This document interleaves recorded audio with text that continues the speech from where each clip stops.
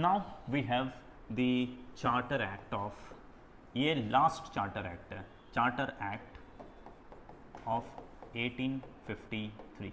इसी के बाद फिर रिवॉल्ट ऑफ 1857 भी होगा एंड देन उसके बाद में ब्रिटिश गवर्नमेंट का कानून बनना शुरू होगा, चार्टर एक्ट बंद हो जाएगा। ठीक है, so now we have a charter act of 1853। Now what this charter act did, सबसे पहला लॉ मेंबर को इसने फुल टाइम मेंबर बना दिया। मतलब ये जो मेंबर यहाँ पर था, दिस लॉ मेंबर, ये लॉ मेंबर को याद रखिएगा, ये लॉ मेंबर एक तरीके से पार्ट टाइम मेंबर था। पार्ट टाइम मेंबर मतलब बस जब सिर्फ काम पड़ेगा उसी टाइम आने का, नहीं तो otherwise you will not be a part of every activity. इसको बाद में जाकर फुल टाइम मेंबर बना दिया, तो इस समय ये पार्ट टाइम मेंबर है। So law member was initially a part-time member. He was made a full-time member by the Charter Act of 1853. Law member was made a full-time member या फिर was granted full membership. Full membership, ठीक है जी। Law member को full time member बना दिया या उसे full membership grant कर दिया गया था। ठीक है ना। अब second, civil service. Right now we have a civil service which is based on merit, right? You need to appear for exam. अगर एग्जाम आप पास हो गए then you will be selected, right? But this was not a case before 1853.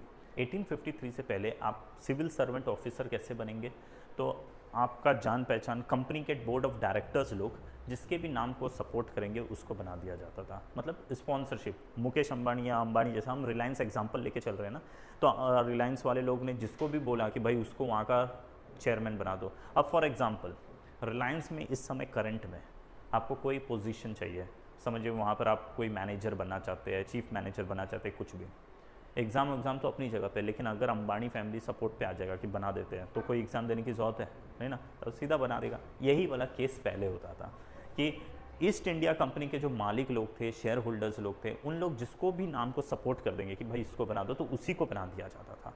लेकिन इस एक्ट के बाद कहा गया कि वो पैट्रोनेज सिस्टम खत्म, now there won't be a patronage system, instead there will be a merit based exam system. Exam देना होगा, एग्जाम के बाद ही आपको ऑफिसर बनाया जाएगा। ऐसा क्यों?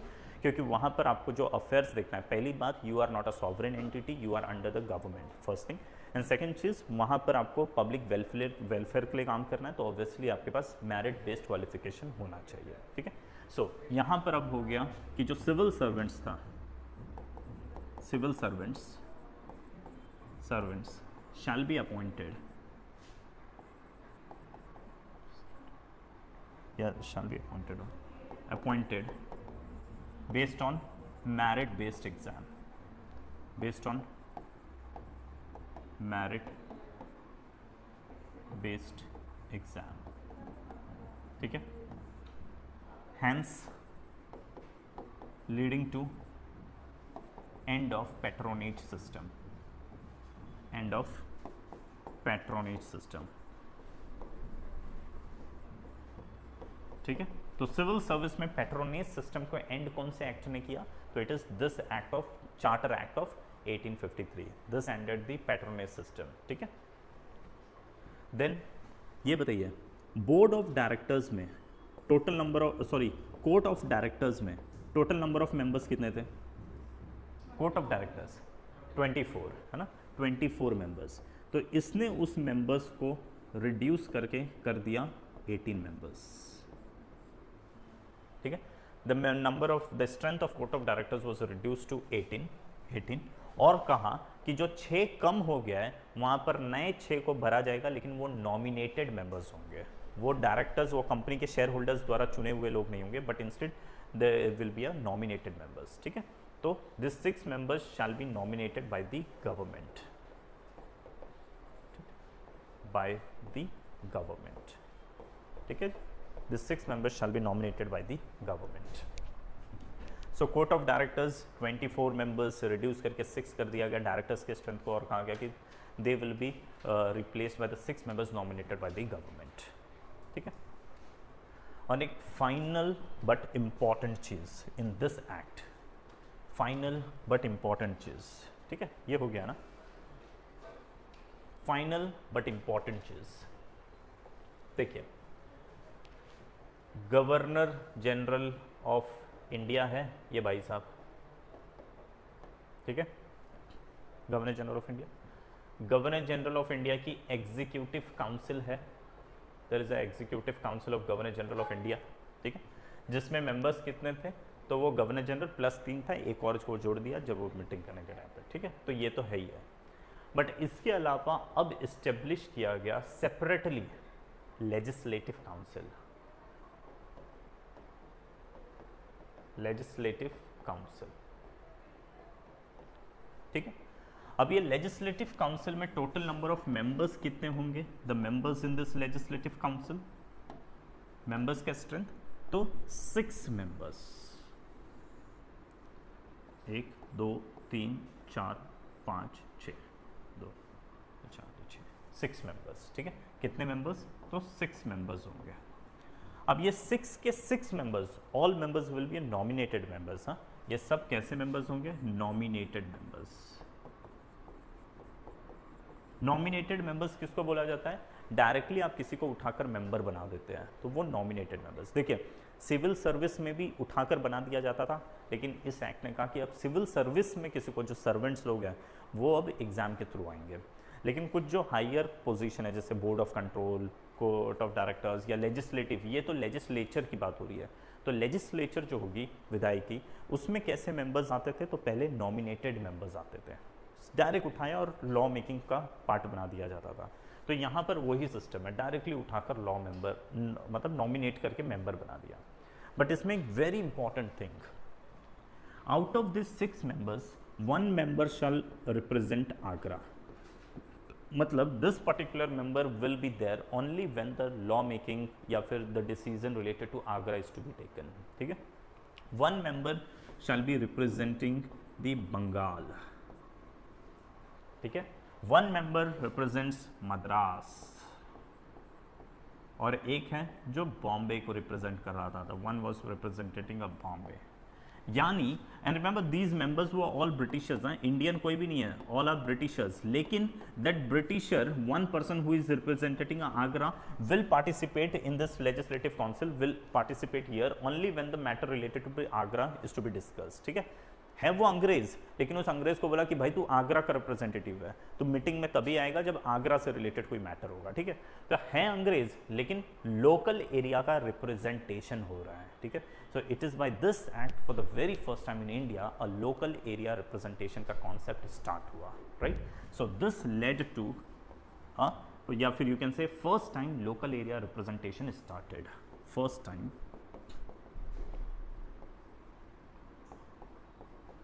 लोकल एरिया रिप्रेजेंटेशन स्टार्टेड, ठीक है। लोकल एरिया रिप्रेजेंटेशन की शुरुआत हो गई, ये आपको पता होना चाहिए कि कौन से एक्ट के थ्रू लोकल एरिया रिप्रेजेंटेशन, समझे ना क्या होता है, उस एरिया को रिप्रेजेंट कर रहा है, आदमी अंग्रेज है लेकिन वो उस एरिया को रिप्रेजेंट कर रहा है, ठीक है। और ये सभी लोग नॉमिनेटेड मेंबर्स थे। देखिए मैंने आपको बहुत पहले ही कहा था कि धीरे धीरे कुछ डेवलपमेंट होगा, लाइक फॉर एग्जाम्पल, अच्छा यहाँ ये नहीं बताया, ये भी लिख देता हूँ। जैसे आप देखेंगे कि लॉ मेकिंग के लिए, लॉ मेकिंग, व्हेन वी से लॉ मेकिंग किसका काम है, लेजिस्लेचर का, राइट, विधायिकी का काम होता है ना। सो लेजिस्लेचर का ये काम है to make the law, legislature का। तो इस लॉ मेकिंग में सबसे पहले तो ब्रिटिशर्स लोग थे, ब्रिटिशर्स, और ब्रिटिशर्स कैसे आते थे, तो नॉमिनेटेड मेंबर्स। लॉ मेकिंग का वो जो बॉडी होता था, ये जो हाउस है, ये सदन है, इसी सदन में लॉ मेकिंग का काम होता था। ये सदन में कौन लोग रहते थे, तो सिर्फ ब्रिटिशर्स लोग, सब अंग्रेज अंग्रेज अंग्रेज अंग्रेज अंग्रेज बैठा है। और ये अंग्रेज कैसे आता था, कोई इलेक्शन के थ्रू नहीं, नॉमिनेटेड, वाइस रॉय डायरेक्टली किसी को भी बोलता था वो अंग्रेज आ जा, तो वो अंग्रेज आ गया और वो लॉ बनाता था, ठीक है जी। तो ये कैसा था, ये नॉमिनेटेड मेंबर्स था, he was a nominated member, ठीक है। अब ग्रेजुअली शिफ्ट होगा, शिफ्ट क्या होगा, अब ग्रेजुअली इंडियंस की एंट्री शुरू होगी। इसका मतलब ये नहीं कि अंग्रेज हट गया, इंडियंस की एंट्री स्टार्ट होगी, एंट्री स्टार्ट होगी, राइट। यानी अब इसके बाद से इंडियन प्लस अंग्रेज दोनों है, ब्रिटिशर, राइट, लॉ मेकिंग। अब इसमें एक इंडियन भी आ गया, घुस गया एक इंडियन अपना, ठीक है। इसको क्या हो गया, इसमें एक इंडियन भी आ गया, पहले से डॉट डॉट अंग्रेज है, अब इंडियन भी आया। अब इंडियन कहाँ से आया, वो भी नॉमिनेटेड है, ये भी नॉमिनेटेड, ये भी नॉमिनेटेड, ठीक है, क्लियर। अच्छा याद रखिएगा, नॉमिनेटेड मेंबर्स को आप जब लक्ष्मीकांत पढ़ेंगे या कहीं पर भी पढ़ेंगे तो मालूम पड़ेगा ये नॉमिनेटेड मेंबर्स को ऑफिशियल मेंबर्स कहा जाता था, ठीक है, और जो इलेक्शन के थ्रू आएंगे उन्हें नॉन ऑफिशियल मेंबर्स कहा जाता था, ठीक है। खैर अभी के लिए ऐसा समझते चलते हैं। तो ये जो इंडियंस की एंट्री दोनों नॉमिनेटेड, आगे चलकर क्या होगा, फिर इंडियन है प्लस अंग्रेज है, राइट। अंग्रेज तो नॉमिनेटेड ही है, लेकिन इंडियन के लिए इलेक्शन का सिस्टम शुरू हो जाएगा, राइट। और वो इलेक्शन कैसा, तो indirect election, this is indirect election. Congress बोलती थी नहीं डायरेक्ट इलेक्शन होना चाहिए, डायरेक्ट इलेक्शन होना चाहिए। फिर लेटर पीरियड में क्या होगा, इंडियंस लोग रहेंगे और डायरेक्ट इलेक्शन की शुरुआत हो जाएगी, राइट। तो अभी फिलहाल जो हम पढ़ रहे हैं ना वो नॉमिनेटेड पे ही है, अब आगे बढ़ेंगे तो आएगा election, direct election, indirect election, वो सब चीज़, ठीक है। तो इस तरीके से इसका डेवलपमेंट होने वाला है, देखिए। हाँ, सो these people were अंग्रेज, all these people are the Britishers and these were nominated members। 1853 के अंत तक सारे nominated members का ही कॉन्सेप्ट चल रहा था, ठीक है जी, यहाँ तक के लिए। हाँ, ये लिख लिया आप लोग, इसको एक बार ऐसे लिख लीजिएगा, governor general of India, see this act led to the establishment of legislative council headed by the governor general of India, right, या फिर governor general's legislative council comprising of 6 members, all Britishers, all nominated। But this act for the very first time led to the foundation of local area representation as 4 members were representing Agra, Bengal, Madras, Bombay respectively, एक एक करके उन area को represent किया जा रहा था, ठीक है जी, डन। आगे बढ़ते हैं। Then we have the government of India act 1853, इसको कहा जाता है good governance act, this is also called as good governance act, the government of India act 1858।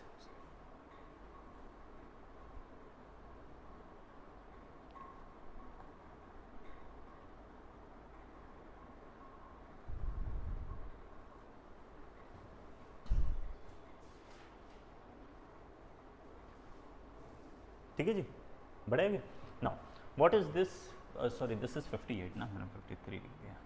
This इज गवर्नमेंट ऑफ इंडिया एक्ट 1858, 57 की लड़ाई के बाद हुआ और इसी को गुड गवर्नेंस एक्ट भी कहा जाता है, ठीक है, गवर्नमेंट ऑफ इंडिया एक्ट 1858। अब इसमें क्या क्या हुआ, पहला governor general of India, this particular position was changed to viceroy, अब इसी को चेंज करके वाइसरॉय कर दिया गया। आप इसको दोनों तरीके से बोल सकते हैं, गवर्नर जनरल ऑफ इंडिया के पोजीशन को ही चेंज करके वाइसरॉय बनाया, ये भी बोल सकते हैं, या आप ये बोलिए वो पोजीशन को ख़त्म करके उसी से थोड़ा सा और पावरफुल एक नया पोजीशन बना दिया, दैट इज़ वाइसरॉय, ठीक है। So the position was created and this position is viceroy. Can you tell me who is the first viceroy in India, पहले वाइसरॉय भारत के, वो है लॉर्ड कैनिंग, ठीक है जी। फर्स्ट कौन है, तो लॉर्ड कैनिंग, ठीक है जी, लॉर्ड कैनिंग भारत के पहले viceroy, the first viceroy of India, clear, ये वाला चीज। Second, this particular act led to abolition of East India company, इस एक्ट के साथ ईस्ट इंडिया कंपनी की समाप्ति हो गई, खत्म हो गया, abolished east India company, east India company को ही खत्म कर दिया, ठीक है। अब इसके बाद से इंडिया में ब्रिटिश क्राउन का रूल शुरू हो गया है, राइट। ईस्ट इंडिया कंपनी, वो जो कंपनी रिलायंस जाके रूल करती थी उसको खत्म कर दिया, अब मोदी जी डायरेक्ट रूल करने आ रहे हैं, ठीक है, ऐसा बात। देन थर्ड, जो कोर्ट ऑफ डायरेक्टर था या फिर बोर्ड ऑफ कंट्रोल था उसको भी एबॉलिश कर दिया, ठीक है, abolished court of director, board of control.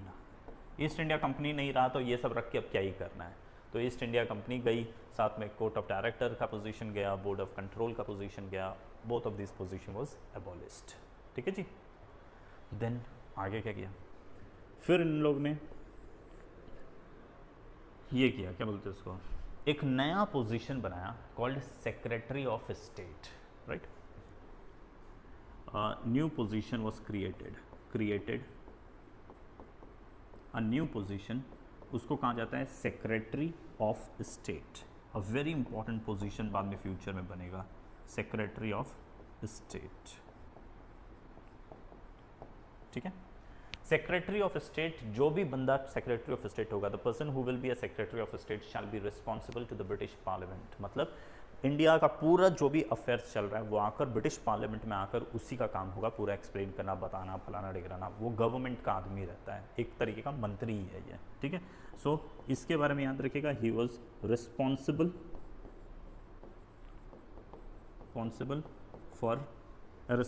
To British parliament,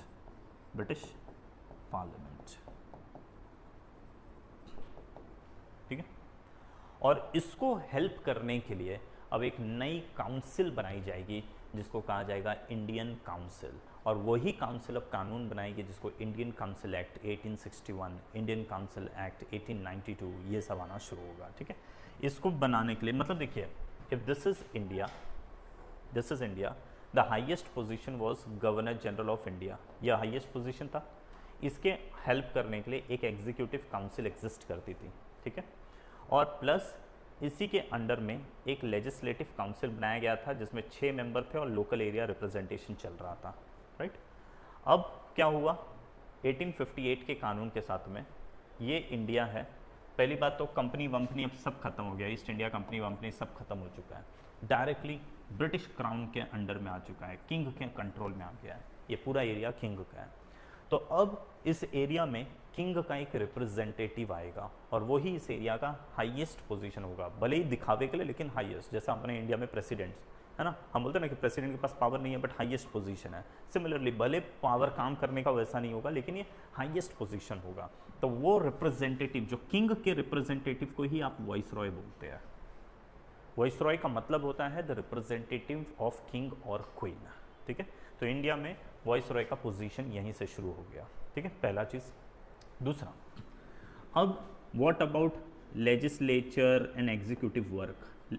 legislature होता है लॉ मेकिंग का काम करता है, इन लोगों का काम होता है लॉ मेकिंग करना। ठीक है, पूरे इंडिया के लिए कानून बनाएंगे। और एग्जीक्यूटिव का काम होता है लॉ को इम्प्लीमेंट करना, जो भी कानून बनेगा उस कानून को यहाँ पर इम्प्लीमेंट, लॉ को इम्प्लीमेंट करना। तो कहा गया कि लॉ बनाने के लिए एक टीम बनाई जाएगी 15 मेंबर्स की, राइट। और इसी लेजिस्लेटिव काउंसिल को कहा जाएगा इंडियन काउंसिल और इसका नाम होगा इंडियन काउंसिल। ये लॉ बनाएगा, लेकिन लॉ बनाने वाली इस इंडियन काउंसिल का हेड कौन होगा, who will be the head, तो होगा एक दूसरा पोजीशन, वो ब्रिटिश गवर्नमेंट का आदमी होगा इंडिया में, उसको कहा जाएगा सेक्रेटरी ऑफ स्टेट, राइट। तो लॉ बनाने के लिए legislative council called Indian council which will be there to assist the secretary of state. और इंडिया के लिए इन लोग कानून बनाएंगे और ब्रिटेन में ये बंदा जाएगा, ब्रिटेन में जाकर वहाँ बोलेगा हमने ऐसा कानून बनाया, वैसा कानून बनाया, फलाना डिगराना सारा चीज़। ठीक है, and what about this executive council, जो भी कानून बनेगा एग्जीक्यूटिव काउंसिल उसको लागू करेगी, राइट। एग्जीक्यूटिव काउंसिल में 6 मेंबर्स लोग थे और एग्जीक्यूटिव काउंसिल को हेड करने के लिए एक नया पोजीशन आएगा, उसको बोला जाएगा गवर्नर जनरल। अब पुराना गवर्नर जनरल वो सब भूल जाइए, इन लोग एक ही नाम को रिपीट करता है लेकिन काम अलग है। ठीक है जी, now this is the new position called governor general. अब ये आदमी कौन होगा, सेक्रेटरी ऑफ स्टेट एक सेपरेट आदमी होगा, लेकिन वाइसरॉय जो भी होगा वही आदमी गवर्नर जनरल भी होता था। वाइसरॉय के नाम पर कुछ काम नहीं करता था, जैसे फॉर एग्जांपल इंडिया में वाइस प्रेसिडेंट वही आदमी राज्यसभा का चेयरमैन भी होता है। The same person whosoever is the vice president will be the chairman of Rajya Sabha, right. दो अलग पोजीशन लेकिन आदमी सेम है। एज अ वाइस प्रेसिडेंट कुछ काम नहीं है, बस सिर्फ वो एक सिंबॉलिक पोजीशन है, but as a chairman of Rajya Sabha कुछ काम तो करता है। वैसे ही एक आदमी जो वाइसरॉय होगा, एज अ वाइसरॉय कोई काम नहीं है, but as a governor general he is the head of this executive council comprising of 6 members, जिसका काम होगा बने हुए लॉ को इम्प्लीमेंट करना। ठीक है जी, ये पिक्चर क्लियर। यही पिक्चर के अकॉर्डिंगली कार्यक्रम अब आगे बढ़ेगा। इस एक्ट में 1858 में इसने क्या किया, सेक्रेटरी ऑफ स्टेट का पोजीशन क्रिएट किया, और ये जो सेक्रेटरी ऑफ स्टेट है इसको असिस्ट करने के लिए was assisted by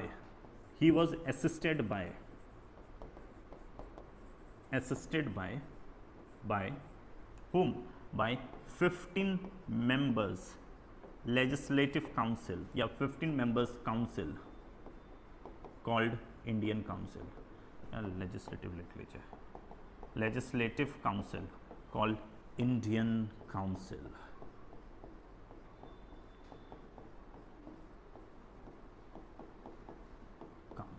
ठीक है जी, इंडियन काउंसिल, राइट।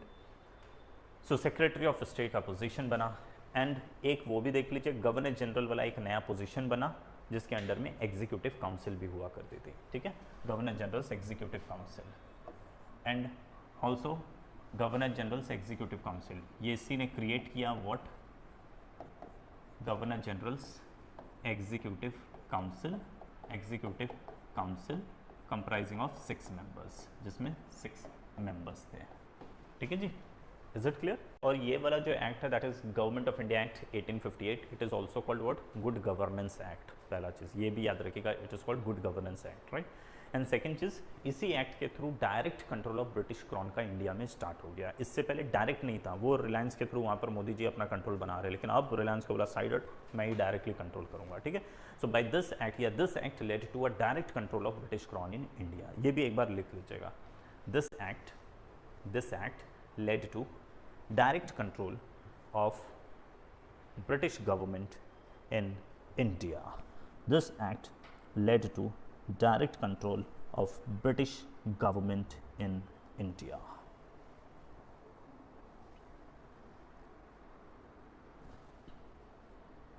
ठीक, अब बताइए एग्जीक्यूटिव काउंसिल में कितने मेंबर्स है, 6, और लेजिस्लेटिव काउंसिल में 15 मेंबर्स है ना। अब ये क्योंकि अब इसी में इंडियंस लोगों को आना शुरू करेगा अगले एक्ट से, तो अब यहाँ से जो एक्ट बनेगा उस एक्ट को हम कहेंगे इंडियन काउंसिल एक्ट, क्योंकि अब जो भी एक्ट बनेगा वो काउंसिल बनाने वाली है ना। तो ये इंडियन काउंसिल एक्ट।